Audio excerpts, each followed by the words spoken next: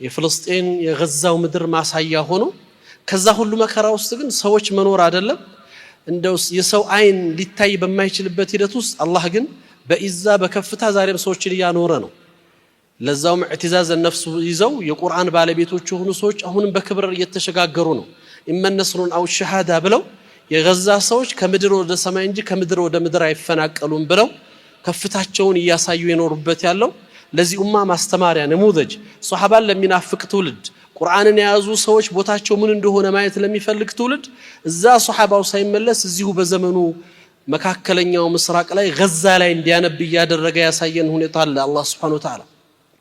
አሁንም በዓለም ጫና ውስጥ አሁንም እነሱ በከፍታ ውስጥ እየኖሩ ማለት ነው።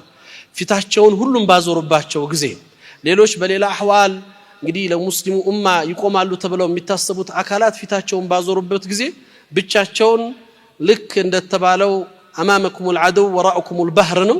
ከፊት ለፊታቸው ጠላት አለ፣ ከጀርባቸው ባህር አለ። መውጫ መግቢያ የለውም። ማሸነፍ ብቻ ነው አማራጫቸው።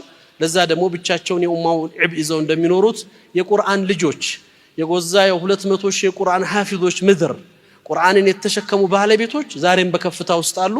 እኛ ውስጣችን በሚሆነው ነገር ቢደማም አላህ ደግሞ እነሱን ሲመርጥ በሸሃዳ ለኡማው ሞዴል ሊያሳይ ሲፈልግ በጽናት ከትንሽ እስከ ትልቅ ከህፃን እስከ አዛውንት የጽናት ተምሳሌት አድርጎ ያየን ያለንበት ትውልድ ውስጥ እየኖርን ያለ ነው። ኢዘን